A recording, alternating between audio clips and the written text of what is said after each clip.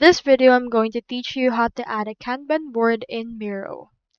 In order to do that, we first need to head over in here into our particular Miro.com website.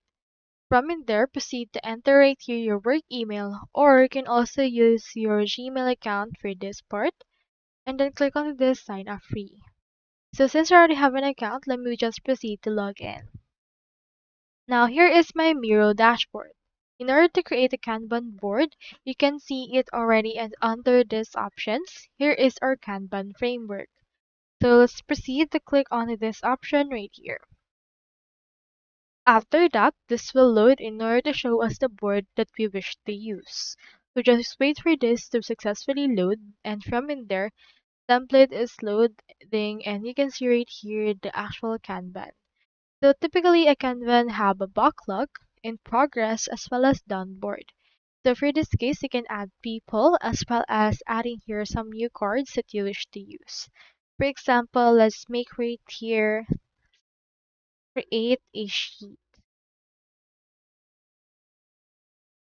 And then here it is right there. So for this particular thing, if you're done with this, you can proceed to add it into the in progress, or you can also add it right here into the done page once you're done.